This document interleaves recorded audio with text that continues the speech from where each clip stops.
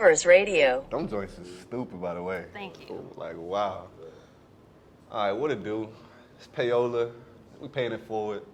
I'm here with the, avant-garde legend of fashion, legend in my opinion, in my eyes. You know what I mean? I've seen her for over a decade, really just putting in the work.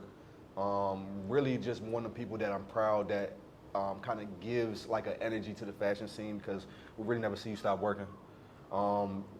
Every time you do a piece, whether it's custom, whether it's part of your collection, I think it does move the needle in terms of getting people to kind of just recognize that there's people doing things here, and you've always come through not only for the city, you've come through for me, you've come through for a lot of people, and I think that more people should even though I've seen you do your little rounds with with media, I think more people should know who you are. Karla, Carleezy. You know what I mean? Like Bumswag millionaire. Yes. You know what I mean? Like I said, it's an honor. You know what I'm saying? So, thank you. First, let's just get the fit, cause I appreciate you. You know what I'm saying? Like I said, this is one of the people that just really do this. Like it's like effortless, and we appreciate this. You know what I'm saying? We just appreciate it. You know what I'm saying? She makes it look very easy. I promise you, it's not, but it looks very easy to her. Thank you. All right. So, like I said, we go. We've known each other. Just from being in the community for a long time. And I think I want to start. Really with your resilience. Yes. Because being in DC, because it's not a city where we have the infrastructure, right? Big corporations who are pouring into people like influencers, fashion designers, artists, right? When you're in this city, you very much so have to like find your own inspiration to keep going because everything you get is going to be out of what you do. Yeah. Right? So I want to talk about one, how you started, how you decided to say, you know what, how you got into fashion, how you decided to start your own brand, and what has fueled you to get to this point. Okay. All right. I got into fashion because my family, like everybody in my family is fly, like no questions. Okay. And our last name is Styles, so it's really crazy. There so we it's go. like it's a part of who we are. So Yeah. From a young girl, anytime I got money, I would spend my money on clothes. I could be like 5th grade, catching a train to PG by myself with my friends, going to Old Navy, styling pieces. Okay. Like cheap shit that I go for, but always had a love for like fashion and styling things my own way because I was always different. Right. But starting my own brand, it has always been like a goal for me and a dream for me. So I'm like, I got to do it, but I'm going to do it my own way because I have a love for art. So I'm going to blend art and fashion with my ideas. So the way I keep going is really like, it's my passion and the fact that I always feel like I got to make something again. And the next thing I make got to be better than the last thing I made. So it's just that drive and that passion and love for art and fashion. Okay. And you are from? I'm from Southeast. Okay, from Southeast. Tell me what being from Southeast does to a person. We right now we've seen a lot of people from Southeast like having a time right now, right? Yeah. Not only just like of course our rappers. You got KP, you got Paco, you got Pinky, you got a whole slew of rappers. But you got people who come from Southeast who are like artists like yourself, fashion people who are just having a moment right now.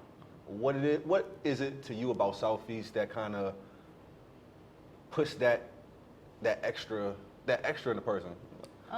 It's the environment. Like if you really grew up in Southeast, of course it's changing now, but back then like it was really nothing to look forward to. Like your friends dying, your family getting into stuff that's like damn, I don't want to be a part of that. So it's like I'm gonna always choose the better choice. I'm gonna choose to fuel myself. I'm gonna choose to do what's best, like to make my life better. So it's definitely the fact that Southeast, like not many people from Southeast can make it of themselves. So like I always was determined to be like, I gotta do well in life. Right. Yeah. Okay.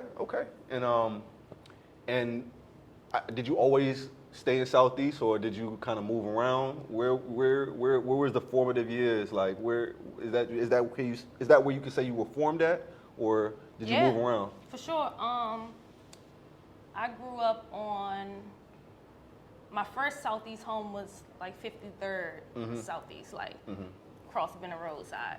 And then after that, we moved to over on the Alabama Avenue side in Woodland. So we lived in Woodland. So those are definitely my formative years because that's really the environment that inspired me to be like, I can't do this. I won't do this. Right. Yeah. Okay. So, Bumswag Millionaire, right? This your brand. It's like it's been like the centerpiece of how you do everything. I know you do art, but the art makes its way to the brand. Yeah. The brand makes its way to the art. You are one of the first people that I've seen. There's a couple people, but you're one of the first people that I've seen that is like actively trying to do fashion shows in DC from our generation, right? And I want you to talk about that, right? We're in a place where a lot of designers aren't doing fashion shows, a place where a lot of designers aren't presenting their work in a certain type of way. What made you understand that that had to be happening here, and that you wanted to make that a part of, I guess, just your career, making sure that you gave a well-rounded experience to the fashion? The fashion shows I've done, I was actually personally invited to. So, Okay. I always felt like I gotta put my brand on display because a lot of brands in DC aren't similar to mine in a way because all my pieces are hand painted. Right. So, always felt like I need to display this in a very nice way where people could feel like I can wear that even though it's like an art piece, but it's still fly enough to have it as an outfit. So. Okay. That's how I felt about it. And talk about the inspiration behind Bumswag Millionaire. The inspiration behind Bumswag Millionaire is really my own sense of personal style. Okay. So I always want to wear like comfortable clothes, but in a bummy swaggy way. Right. Like before, Right. Even before, you know how before Ye dropped his Yeezus line, I was always on bummy shit. Right. Because I had to wear hand-me-downs and shit, so I had to like twist it up and make it still fly, but it's just like based off of personal style. So, and my favorite movie was Slumdog Millionaire, and just his story about how he went through so many trials and tribulations, and it taught him everything he needed to know in life to win fucking millions of dollars. Right. So it's basically like that. Like Bumswag Millionaire is just like using what you got to get where you want to be. 100%. 100%. Okay. I love that. And we're at a space right now where we're going through a renaissance, so to speak, right? For sure. We're finally seeing a lot of people in the area who have been either working for so many years, or actually been been separated for so many years, kind of shake that and start breaking through that glass ceiling. Yeah. Can you talk about that real quick? I just want you to talk about how you've seen the area change in these past couple of years and why it's so important for us to let the mentality of the past go to kind of go in the future. Wait, ask that one time. All right, so the area's changed a little bit, right? Whereas a lot of people are starting to get seen. And I feel like in the past couple of years, let's just say 5 years ago, right? Everybody wasn't as close. Yeah. Right? There wasn't as much of a community where we were getting together and there was as much acknowledgement in this way. Yeah. I want you to talk about how you've seen the area change. How's the area changed the most to you? And what do you think could keep us progressive, keep us moving forward? Over the years, I've definitely seen the area change by us being more of a community base, in the fashion industry, doing collaborative pop-ups and stuff like that, how Lean got Lil Stowe and all the great brands in the city here. Mm-hmm. That is what's going to help us grow and continue to put DC on the map as a collective. Okay. And I guess what, in terms of us getting together and what actually makes a fashion community, right?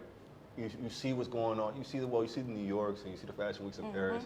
DC actually does have a fashion week, right? But it seems to me like we don't take advantage of it as much. Yeah, I don't think so. I don't think we take advantage of the fact that, all right, well, growing up, I feel like when you was growing up in the area, you felt like this was the best dressed area.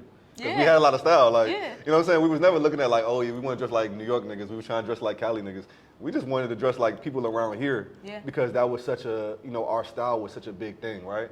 Matter of fact, I think you're probably a good person to talk to about that. I don't know if you used to do the catwalk and stuff like that and go to those things. I never went, but that was during MySpace days. So you would see everybody going and the shit they would put on and wear. I definitely remember those days. You feel me? I feel like we always had that we had trends, we had like super fly people, especially like street niggas, like they was just like super fly, getting on brands. Even before ASAP, there was like people wearing D squared hair, Benetton, Yeah. you know, things of that nature. And you know, remember, I don't know if you remember like the '90s wave or the '80s wave when everybody was doing like vintage and like.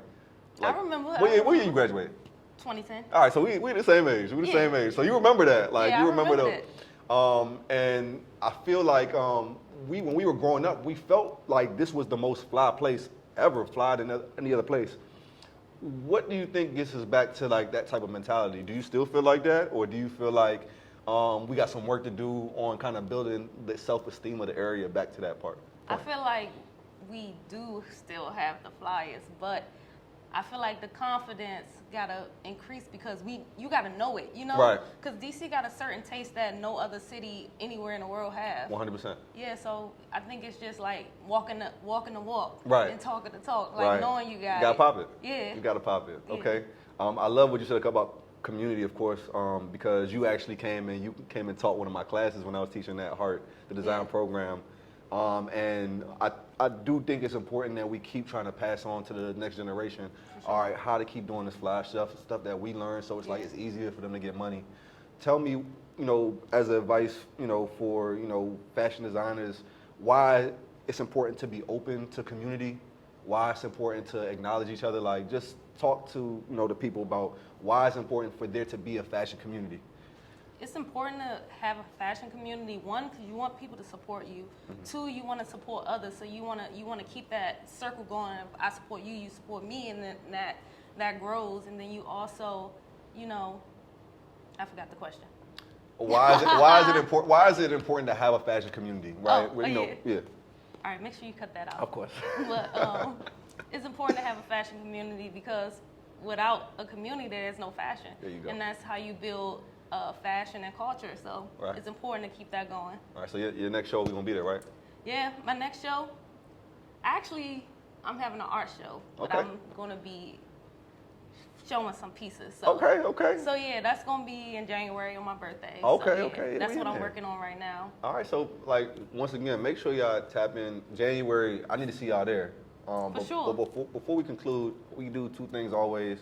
I want you to name three people, whether they are fashion, music, whatever, any medium art that you just think name needs to be heard and that people need to check out some more. Okay, let me see. Definitely Ricardo Deshawn. Shout out Ricardo. Yeah, he need to be on the platform. Who else? You say in fashion, music, or anything? Anything. My girl, Miss Kanaya, she's a great rapper from here. Okay, shout out Miss Kanaya. Yeah. Doing her thing.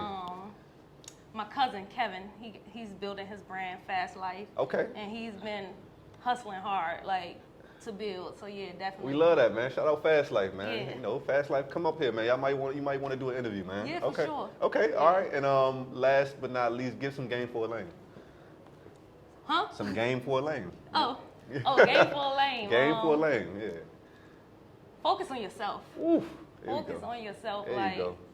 The self-work is very, very, very important, and that's the only way you can grow in life. Focus on yourself. You dig? Yeah. All right, that's what we got. You know, holla at her show. You can find her at where? At iCarleezy. Do I need to spell that? I mean, yeah, spell it out for me. Shit, yeah. IKARLEEZY on Instagram. I mix IG and Instagram. It's all good on IG, man. Go follow her shit. and buy some Bumswag Millionaire, new stuff in Lil Stowe. We're gonna see you soon. Yep. Peace.